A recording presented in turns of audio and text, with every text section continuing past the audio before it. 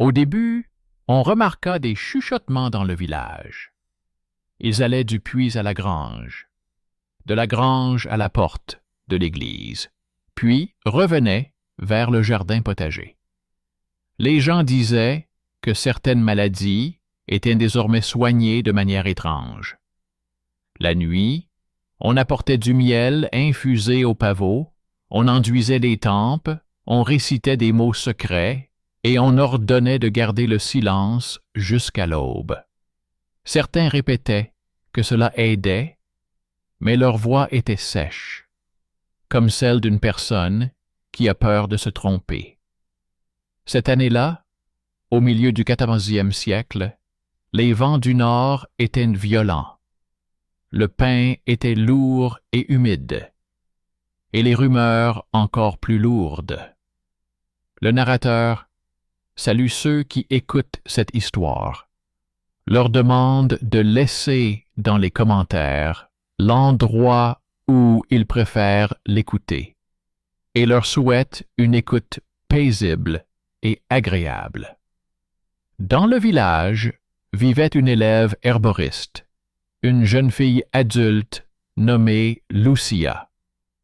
Elle lavait les mortiers, disposait les racines, comptait les bouquets de millepertuis et séchait les fleurs sur des grilles. L'herboriste Matteo, un vieil homme robuste aux mains prudentes, lui enseignait des choses simples. Que le pavot favorise le sommeil, que la sauge assèche, que la cannelle accélère la circulation sanguine, et que la millepertuis rend la langue plus prudente. Il répétait que les remèdes les plus puissants sont ceux qui sont adaptés au lieu et au moment, et non ceux qui se vantent bruyamment.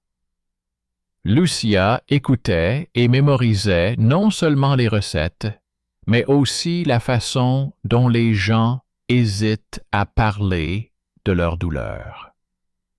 Son pain quotidien était les secrets des autres, car l'herboriste voit ce qui n'est pas visible sur le marché. À l'automne, elle reçut un cahier. Cela arriva tout simplement. Le soir, une femme revint du marché et laissa un panier d'herbes, disant qu'elle avait payé d'avance et qu'elle viendrait chercher les remèdes après les vêpres. Dans le panier, sous les feuilles, se trouvait un petit paquet, et dans le paquet, un mince livret aux lignes étroites. Le papier sentait la cire. Sur la première page, une écriture semblable à celle d'une religieuse avait noté « À qui, quand, quelle infusion, à quelle fréquence ?» Mais les noms étaient étranges. Au lieu des mots connus, on trouvait d'autres expressions. Apaisement avant le mariage, retour de la chaleur dans le sang, purification de la honte, renforcement de la confiance. À côté, il y avait des signes, de minuscules étoiles et des crochets, comme ceux que les scribes mettent habituellement dans les marges des livres religieux. Lucia n'en comprit pas tout de suite le sens, mais elle sentit qu'il ne s'agissait pas de recettes ordinaires. Elle décida d'apporter les notes à la confession, comme le veut la coutume dans les affaires douteuses. Un clerc du nom d'Araldo officiait dans l'église locale. Il était courtois, parlait doucement et aimait répéter que le monde reposait sur le silence. Lorsque Lucia apporta le cahier et raconta comment elle l'avait trouvé, il répondit que tout cahier sans cachet était dangereux et lui demanda de le laisser chez lui pour qu'il puisse l'examiner. Il n'y avait aucune menace dans ses paroles. mais les mains qui avaient pris le cahier serraient la reliure trop fort, et une bague gravée d'une capsule de pavot brillait à son doigt. Il dit que quelqu'un se moquait du monde et de la foi, qu'il ne fallait pas répandre de rumeurs, mais brûler le papier inutile. Il promit de tout rendre après vérification. Le lendemain matin, un porteur de la ville apporta à la colonie un tonneau d'huile pour Matteo. Sur le couvercle se trouvait le signe de la même main, une petite étoile sur le bord. Sous le cerceau se cachait une étroite bande de cire avec une empreinte semblable à celle d'une église, un bâton, des épis et la même étoile entre les deux. En l'ouvrant, Lucia se souvint de la bague du clerc et eut le sentiment que les lignes du cahier n'étaient pas vides. Elle recopiait parfois les registres paroissiaux. Matteo voyait mal à la lumière des bougies et le sacristain payait pour une écriture soignée. C'est pourquoi son coffre contenait des copies des registres de mariage des dernières années. Nom, date, don. Elle sortit les rouleaux et se mit à les comparer avec ce qu'elle avait retenu du cahier. Les fils s'assemblèrent pour former un motif. Presque toutes les jeunes épouses, qui avaient été rassurées avant le mariage, faisaient, quelques semaines plus tard, d'importants dons à la caisse de l'Église, de la farine, du tissu, de l'argent. Dans plusieurs cas, le nom de la même famille était présent à côté. Une famille noble qui possédait un moulin et une forêt. On y trouvait également des mentions de visites nocturnes. Elles n'étaient pas écrites explicitement, mais sous forme d'allusion. Soutien du bien-être dans le silence.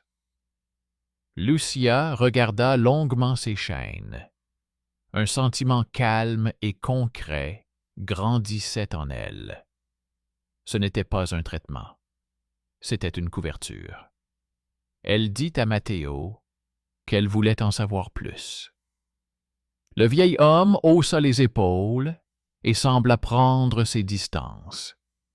Il répondit qu'il était néfaste pour les jeunes gens de penser au sein avec trop d'enthousiasme, que c'était un grand malheur de poursuivre de vieilles idées sans avoir le pouvoir de les corriger.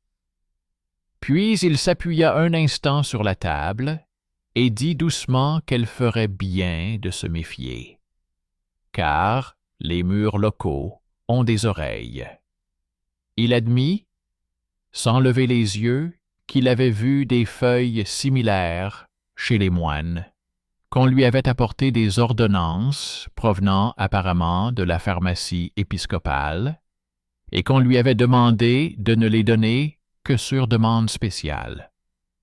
Il a dit qu'il ne posait pas de questions inutiles, car il ne voulait pas être accusé d'enseigner de mauvaises choses aux femmes. Ces mots étaient une allusion et une demande. Ne poussez pas les murs qui vacillent déjà. Mais les murs se mirent à bouger d'eux-mêmes.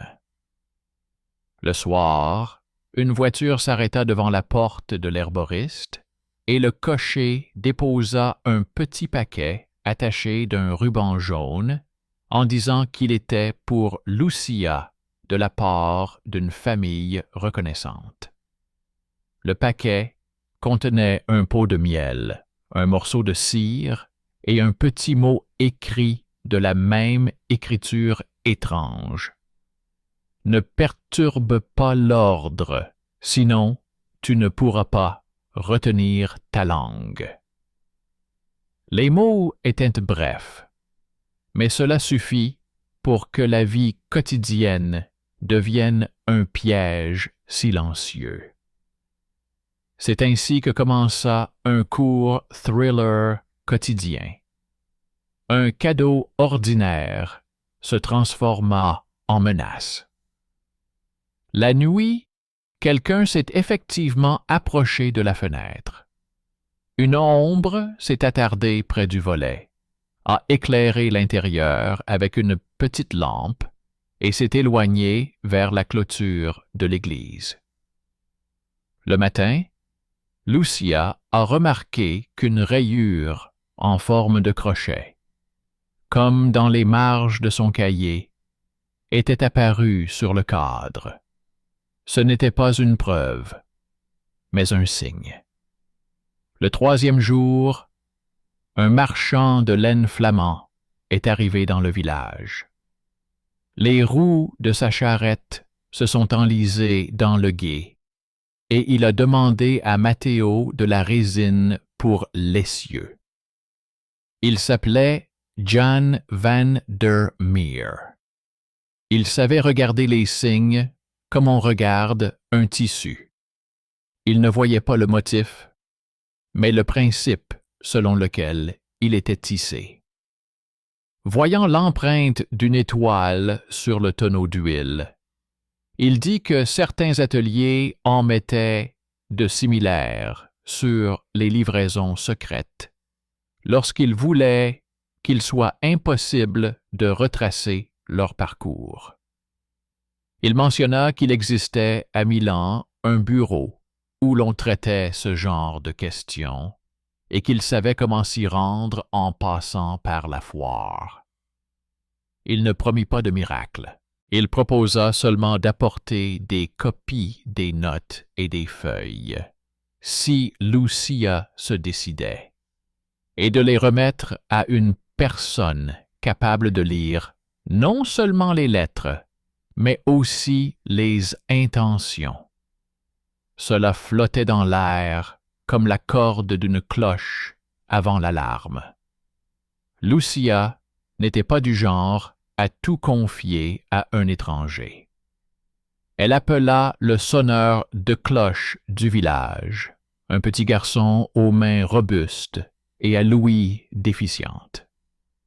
Il s'appelait Domenico, et les gens avaient pris l'habitude de ne pas le remarquer. Il vivait près du clocher, portait de lourds trousseaux de clés et voyait plus souvent que quiconque ceux qui venaient à l'église la nuit. C'était cet homme méconnu à qui l'on demandait rarement conseil. Lucia lui demanda de surveiller les environs pendant les nuits suivantes. Elle ne choisit pas le pêcheur bruyant, ni le meunier prudent, ni le maire. Elle choisit celui qui savait être une ombre à côté d'une autre ombre. Pendant que Jan réparait la charrette, Lucia recopia secrètement tout ce qu'elle pouvait. Date, nom, montant, notes dans les marges. Pour ne pas garder chez elle ces documents dangereux, elle cacha les copies dans un petit sac en tissu où l'on range habituellement les oignons. Matteo l'aida, mais en silence. Il prit la responsabilité sur lui, non pas avec des mots, mais avec le poids de ses épaules. Le soir, Jan est parti en emportant le sac. Il était évident qu'il ne l'avait pas fait pour son propre profit. Il considérait ce service comme faisant partie de son métier de commerçant. Là où il y a une route, il y a une responsabilité. La même nuit, la corde du clocher s'est mise à bouger. Domenico a remarqué 2 personnes près de la porte du grenier de l'église. Elles essayaient de soulever le lourd couvercle qui menait au chœur. L'une d'elles a laissé une trace de cire sur la fente, avec le même symbole en forme d'étoile. Domenico ne fit pas de bruit. Il descendit, trouva Lucia et lui montra silencieusement la trace du doigt. Le matin, le clerc Araldo se présenta à la porte de l'herboriste. Il dit qu'il avait vérifié le cahier et y avait trouvé de dangereuses erreurs, que l'auteur induisait les gens en péché. Il a ajouté que par mesure de sécurité, il allait emporter d'autres notes qui auraient pu rester chez l'herboriste et que l'autorité épiscopale ne tolérait pas le désordre. Il parlait calmement, mais le pommeau de son bâton appuyait trop fermement sur le sol devant le seuil. Cette fois-ci, Lucia n'entendit pas des mots, mais une série d'actions. Saisir, emballer, faire taire. Elle ne discuta pas. Elle répéta qu'il avait le cahier, qu'elle n'avait plus rien d'autre. Mais le jour même, elle se rendit au moulin. Pour un étranger, cela ressemblait à un achat ordinaire.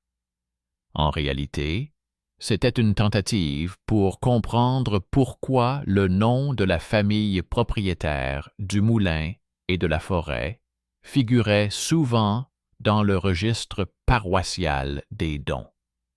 L'escalier du moulin sentait la farine. La propriétaire, une veuve nommée Fiorenza, restait calme.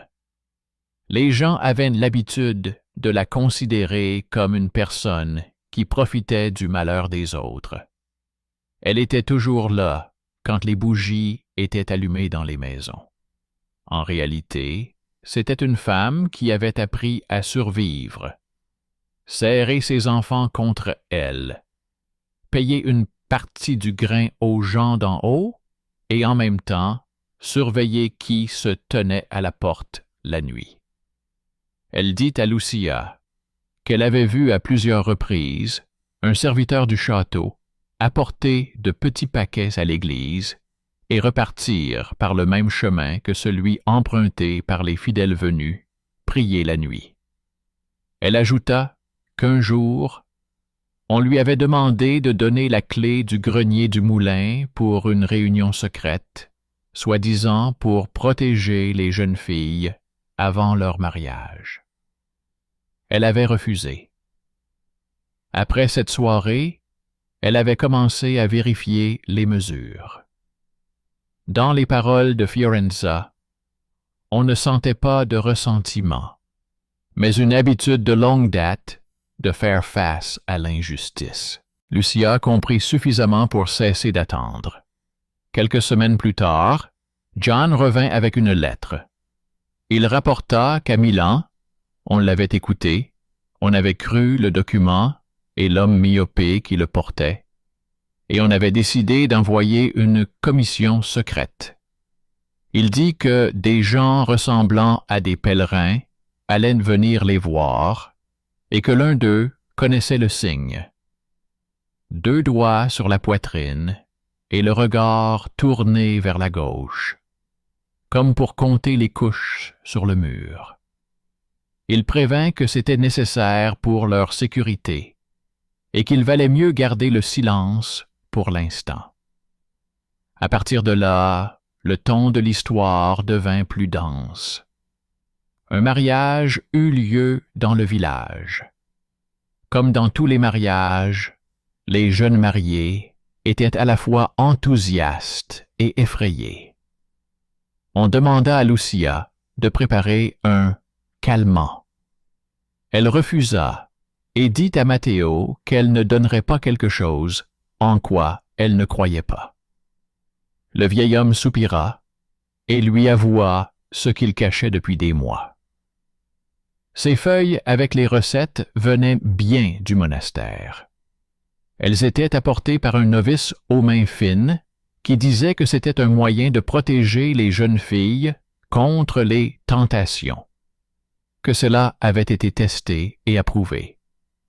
Matteo sentait que ce n'était pas vrai, mais il pensait que ces paroles ne changeraient rien, et il garda donc le silence jusqu'à ce qu'il voie la menace de Lucia.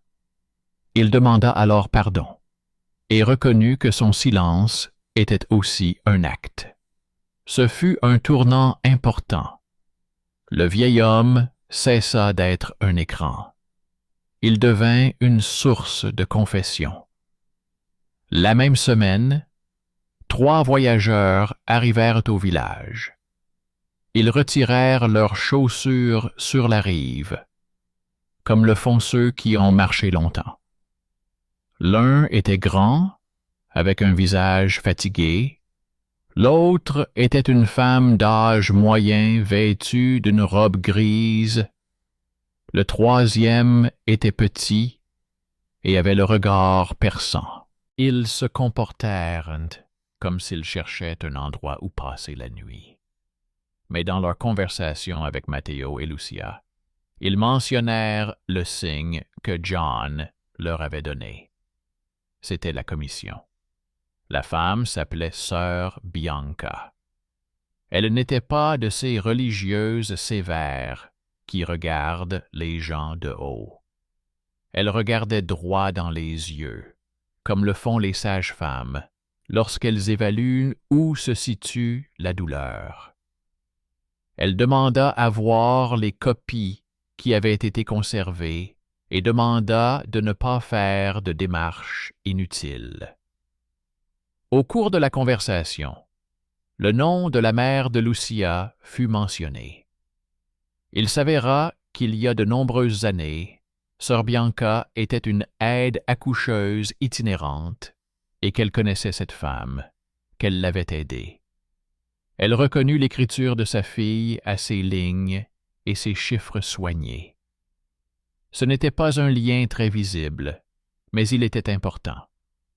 Une religieuse étrangère s'était avérée liée à la famille de Lucia par une longue amitié. Cette parenté cachée ne se manifestait pas par le sang, mais par une attention qui s'étendait sur des années et ne nécessitait aucun titre. La commission a décidé de ne pas faire de bruit. Ils savaient que s'ils frappaient à la porte, elle serait fermée de l'intérieur. Ils choisirent le jour où le clerc Araldo devait recevoir les dons et compter les recettes de la boutique paroissiale. Ils se rendirent à l'église vêtus comme des pèlerins, et Bianca demanda à Lucia de se tenir à la porte et de mémoriser les noms de ceux qui entraient. Domenico monta au clocher et s'assit près de la corde. Fiorenza, la meunière, demanda à entrer dans l'église et se plaça près du tronc. Ainsi, les gens simples prirent les places habituellement occupées par les personnes importantes. Ce fut un remaniement silencieux des rôles. Le clerc ne comprit pas tout de suite ce qui avait changé. Il s'assit à la table, sortit les parchemins et commença à compter. À ce moment-là, on entendit des pas et un serviteur du château entra dans le porche avec son sac en cuir habituel. Il posa le sac sur la table et dit qu'il venait du généreux Seigneur pour renforcer la bienséance.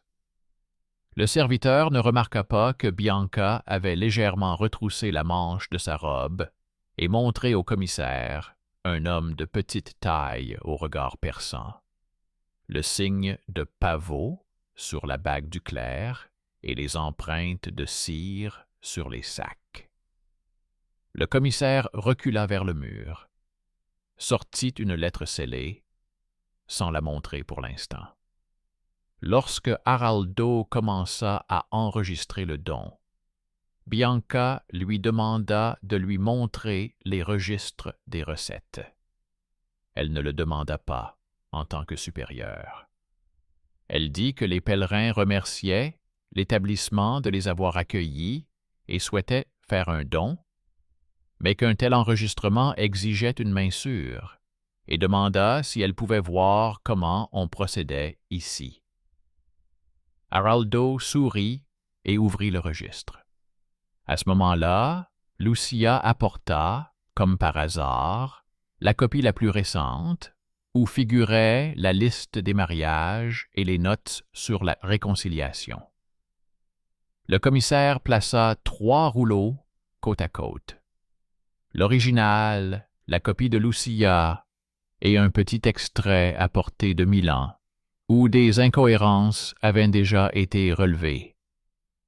Plusieurs dates coïncidaient trop précisément pour être une coïncidence. La visite nocturne, le don, la mention dans le livre indiquant que la jeune épouse avait trouvé la paix. Ce n'était pas le savoir d'une seule personne. C'était un système. Araldo comprit ce qui se passait lorsqu'il vit la lettre portant le sceau de la chancellerie épiscopale. Il tenta de revenir en arrière. Il a dit que la paix reposait sur la confiance, que les faibles exagéraient souvent et que la guérison se faisait en silence. Il a ajouté que les signes simples, tels que les étoiles sur les tonneaux, servaient à la comptabilité. Bianca n'a pas contesté.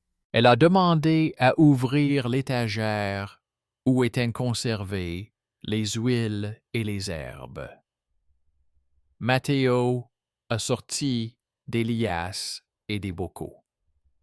Sur 3 d'entre elles, on trouvait les mêmes empreintes que sur le tonneau, ainsi que de minuscules bandes de papier sur lesquelles étaient inscrites des doses correspondant aux lignes du cahier.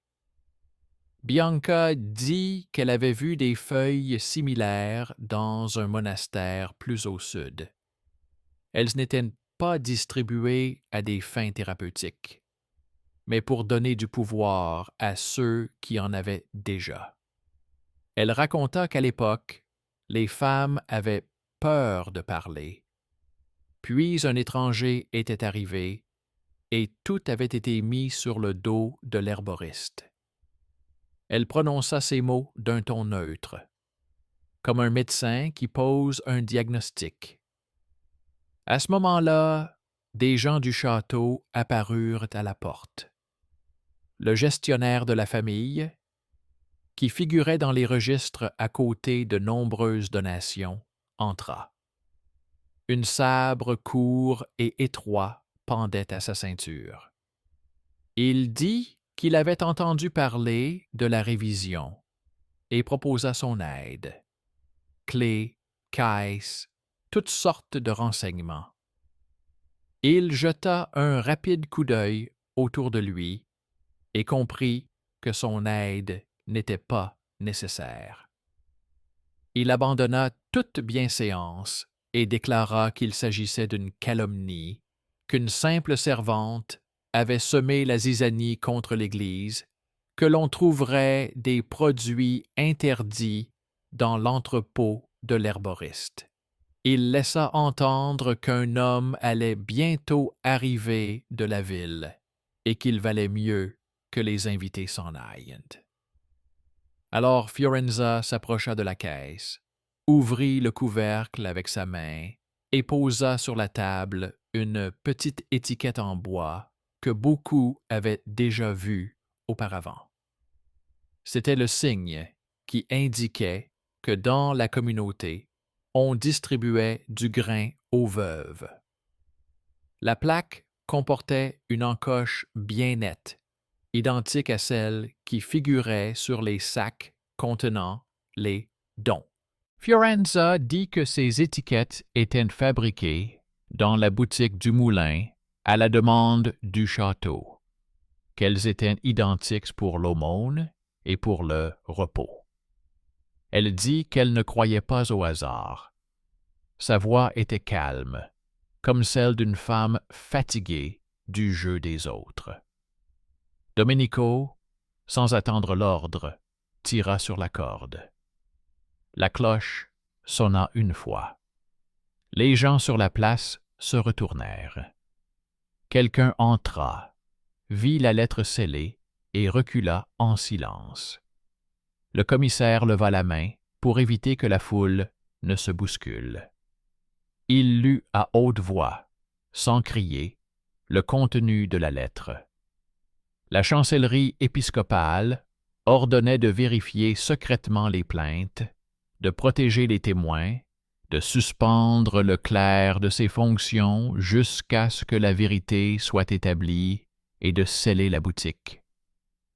Il ajouta que tous ceux qui avaient participé aux abus seraient convoqués à une audience dans la ville. Il dit que les femmes n'étaient pas responsables d'avoir été soignées pour une maladie qui n'en était pas une. L'intendant a réessayé. Il a fait remarquer que se rebeller contre le clerc, c'était se rebeller contre l'ordre qui nourrissait le village.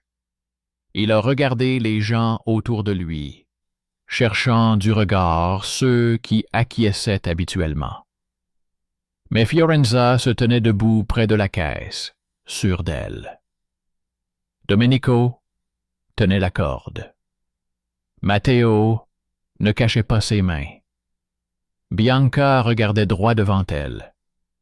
Et Lucia, une simple élève, tenait ses copies comme une rame qui empêche le bateau de dériver. C'est là qu'a opéré le revirement, où un talent caché contre le statut a brisé l'ordre habituel. Une écriture soignée et la patience se sont avérées plus fortes que l'anneau et le sabre. La commission fit sortir Araldo de l'église sans l'insulter. Ils lui retirèrent simplement son insigne, scellèrent le coffre et lui ordonnèrent de rester sous surveillance dans la maison du monastère. Ils ne laissèrent pas la foule assister à une fausse victoire. Ils laissèrent la place à la loi. Le même jour, ils envoyèrent un messager porter la nouvelle à la ville. L'intendant partit pour le château. Sur la route, on vit ces hommes se disputer pour savoir qui irait chercher des renforts.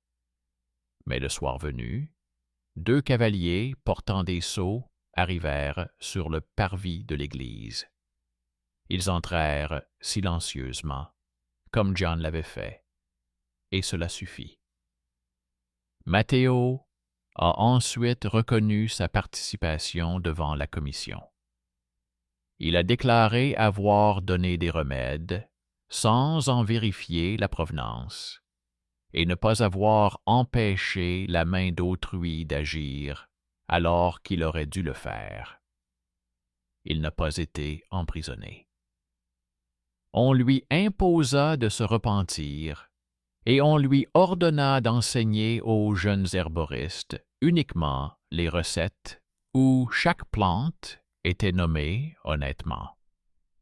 Ces paroles étaient nécessaires, car sans elles, il était impossible de comprendre comment tout fonctionnait. Sa condamnation fit partie intégrante du traitement de la communauté. Quelques jours plus tard, des femmes sont venues au monastère. Bianca les a reçues une par une. Elle n'a pas posé de questions inutiles. Elle a aidé celles qui en avaient besoin, avec des larmes, du pain, une lettre pour un nouvel emploi en ville. Elle se souvenait des noms, des dates, et grâce à cette mémoire, les vieux mots de la mère de Lucina reprenaient vie. Dans ces moments-là, le fil invisible qui s'étirait à travers les années devenait solide. C'était cette parenté cachée qu'il n'est pas nécessaire d'inscrire dans un registre officiel. Elle se voit dans la façon dont une femme reconnaît dans une autre des yeux qui ne se laissent pas briser. Le château n'était pas détruit. La famille qui possédait le moulin et la forêt n'avait pas disparu. On avait agi avec elle selon les règles de l'époque. On l'avait obligée à payer du nouveau bétail pour les fermes pauvres. On avait placé ses serviteurs sous surveillance. On avait alloué des fonds pour créer un modeste atelier pour les femmes près du monastère. Ce n'était pas une victoire dans une chanson, mais une issue sévère, mais supportable. Dans le village, on a jugé cela juste. Ne pas détruire la maison de fond en comble, mais enlever les piliers qui soutenaient l'ombre. On remit à Lucia une lettre dite de garantie. Elle disait que ses paroles étaient acceptées, qu'elle était protégée contre toute persécution, qu'au besoin, on lui donnerait la voie libre et un nouveau refuge. On lui demanda d'aider Bianca pendant que la commission resterait dans le district. Elle accepta. Elle ne se réjouit pas bruyamment, elle continua simplement à compter, à sécher et à écrire. Son écriture était désormais une arme qui ne griffait pas la peau, mais changeait le cours des choses. L'histoire ne s'est pas arrêtée là, mais est revenue à la routine quotidienne. La commission s'est rendue dans la paroisse et la ville voisine, mais son passage a laissé des traces dans le village. Les gens ont commencé à poser leurs questions à l'herboriste, non plus à voix basse, mais d'une voix normale. Désormais, personne ne demandait plus d'apaisement avant le mariage. Les gens se mettaient simplement à parler. Ils demandaient un remède contre la peur, un sommeil profond, de l'aide là où ils en avaient besoin. C'était le premier signe que l'atmosphère dans les maisons avait changé. Sœur Bianca revint 1 mois plus tard. Elle apporta une nouvelle. Le clerc Araldo avait été démis de ses fonctions, envoyé dans une autre maison pour y prier longuement, et remplacé par un homme sévère, mais pauvre. Il y avait une autre nouvelle. Dans la sacristie de la ville, on avait trouvé tout un paquet de feuilles similaires, avec des annotations dans les marges et les mêmes signes. Le scribe qui les avait rédigées avait disparu. Mais cela ne nous concernait plus. Dans notre village, une autre ligne d'action, invisible au début, était en train de se mettre en place. Un jour, un notaire est venu avec une lettre dans laquelle était mentionné le nom de la mère de Lucina. Le notaire s'appelait Pietro. Il était robuste, peu loquace, observait attentivement les gens et les murs. Il a raconté qu'il y a de nombreuses années, sa sœur, qui travaillait comme domestique dans une maison, voulait faire baptiser sa fille dans une autre paroisse, car elle craignait les mauvaises langues. Il était alors en conflit avec elle à cause d'une fierté stupide. Puis, il était parti. À son retour, sa sœur n'était plus là. Il avait trouvé l'acte de baptême du couvent et avait vu le nom de Bianca dans la liste des témoins. Il avait dit qu'il avait cherché cette fille pendant de nombreuses années sans la trouver, car 2 noms avaient été inscrits et l'un d'eux avait été rayé. Il avait maintenant entre les mains une lettre où tout concordait. Le nom de la mère, le nom de la fille, l'année qui correspondait aux copies de Lucia. Pietro n'est pas entré dans la maison de Lucia en lui parlant de sa découverte. Il a demandé à Matteo de lui montrer les vieilles affaires. Dans une boîte remplie d'herbes, ils trouvèrent un crochet décoré qui avait autrefois été offert à une jeune femme pour son travail dans la maison. Le crochet portait une marque sculptée, la même étoile, mais sans les crochets sur les côtés. C'était la marque d'un artisan et non d'une confrérie secrète. Pietro reconnut son travail. Il avait fabriqué ce crochet lorsqu'il était encore apprenti et l'avait offert à sa sœur en dot. Ce fut le moment où le boomerang d'un acte ancien revint et atteignit sa cible. Une parenté cachée fut révélée au grand jour. Pietro se leva, mal à l'aise, et dit qu'il était l'oncle. Ces mots ne sonnèrent pas comme une victoire. Ils sonnèrent comme un morceau de pain sur la table, simple, nécessaire, tardif.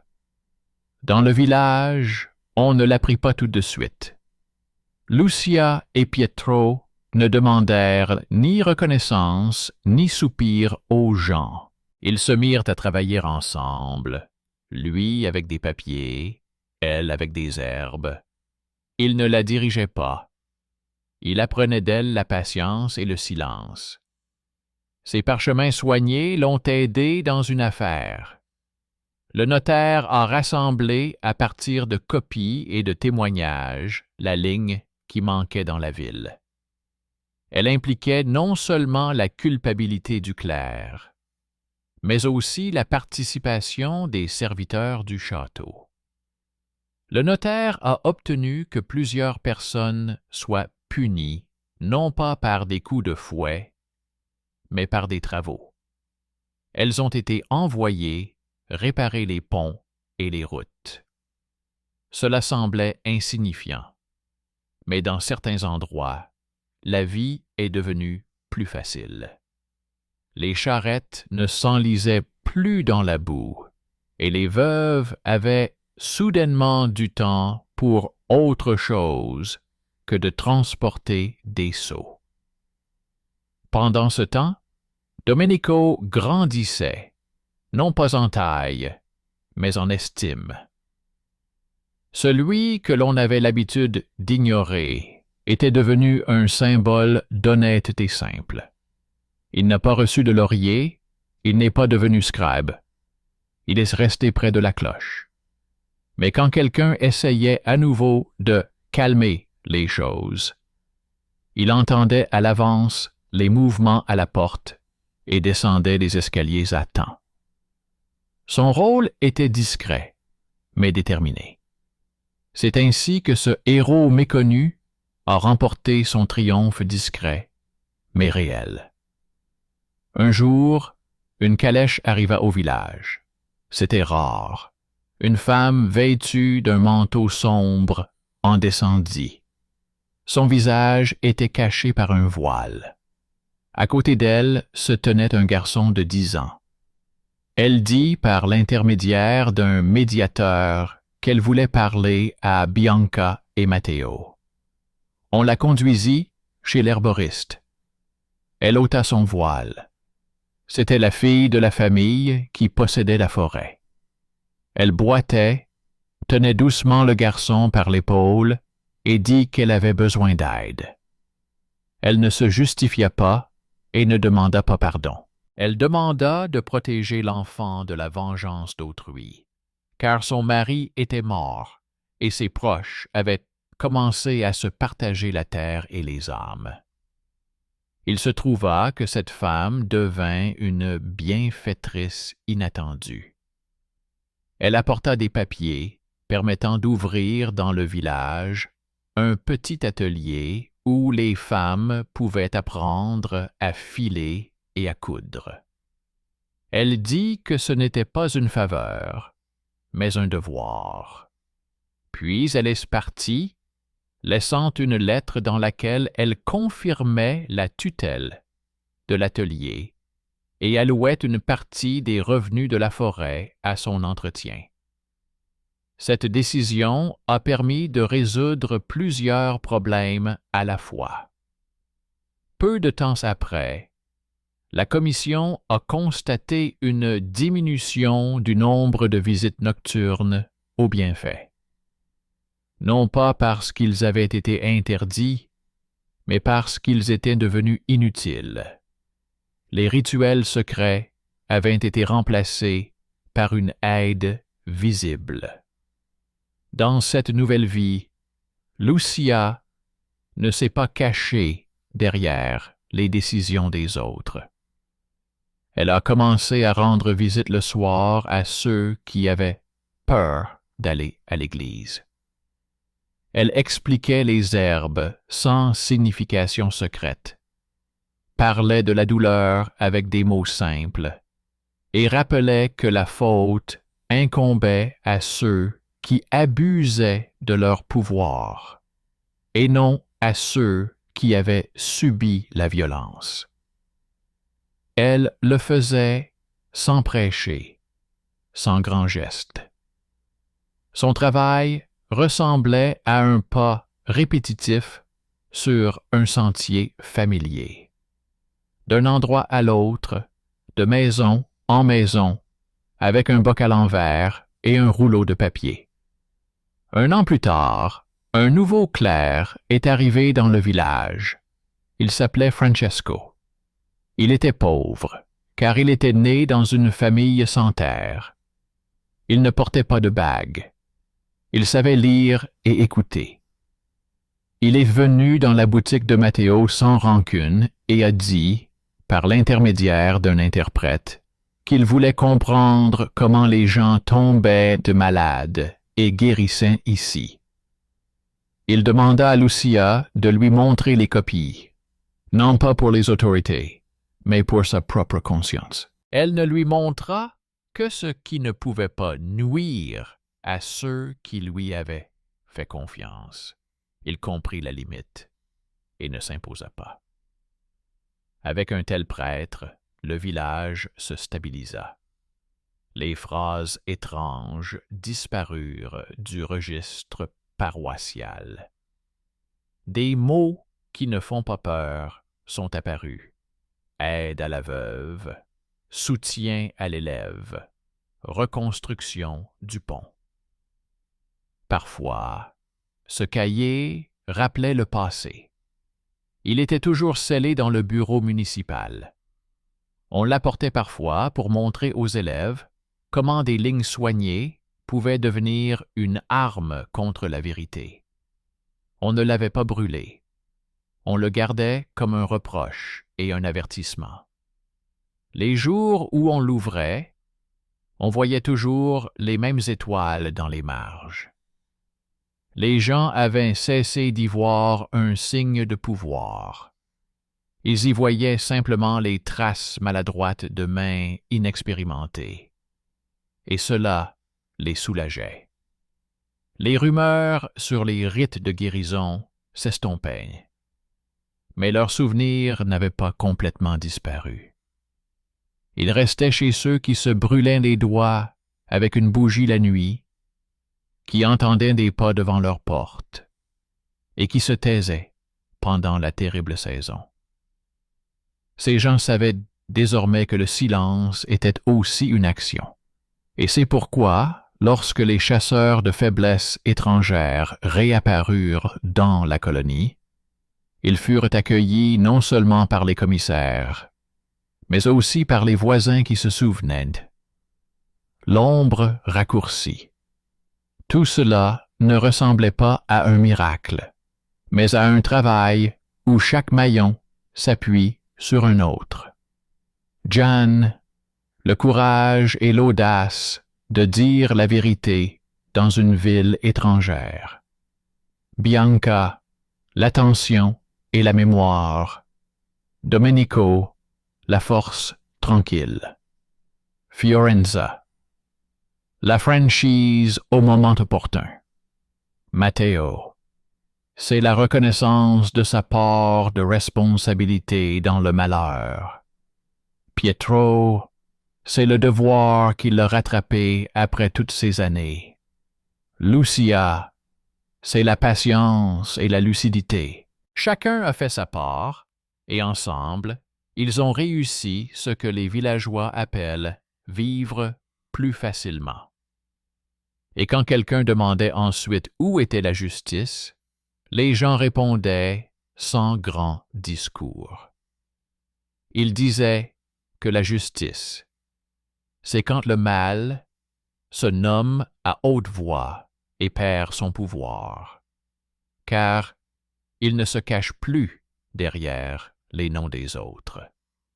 Il disait que l'ordre n'est pas là où règne la peur, mais là où l'on peut nommer la douleur par son nom.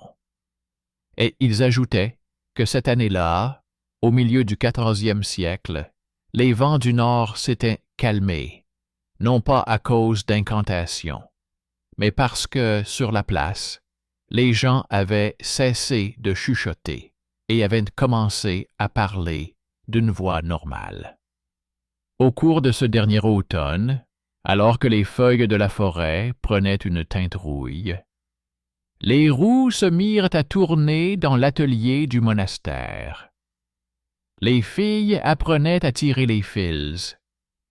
Leurs doigts étaient couverts de petites coupures, comme ceux de tous ceux qui apprennent un nouveau métier. Sur le mur était accrochée une pancarte sur laquelle était écrit simplement « Pour ceux qui ont besoin de pain et de silence ». Lucia venait là, apportait des herbes contre les maux de tête et laissait sur la table une liste d'exercices simples pour les mains. Parfois, elle s'asseyait près de la fenêtre et regardait le clocher. À cette époque, une corde neuve y était suspendue, que Domenico avait touchée. Il autorisait désormais parfois les enfants à sonner la cloche sous sa surveillance. Les visiteurs de la ville souriaient en entendant ces coups irréguliers. Ils ne savaient pas que chacun d'entre eux renfermait le souvenir de cette nuit où un homme méconnu avait tiré la corde à temps et empêché une autorité étrangère de fermer la porte de l'intérieur. La fin de cette histoire n'est pas bruyante. Elle ressemble à l'extinction silencieuse des bougies après une fête, l'une après l'autre, sans agitation. L'essentiel demeure. Les gens ont appris à distinguer l'aide de la contrainte. Ils ont vu que les actions simples ont un pouvoir que le pouvoir illégitime craint. Ils se sont convaincus qu'une lettre peut être à la fois un lien et une clé, et que tout est décidé par les mains qui tiennent ces lettres. Et si vous pensez que tous ces changements se sont produits d'eux-mêmes, ce n'est pas vrai. Ils ont été réalisés par ceux qui n'attendaient pas de miracle, mais faisaient leur travail, calmement, tranquillement, au vu et au su de tous.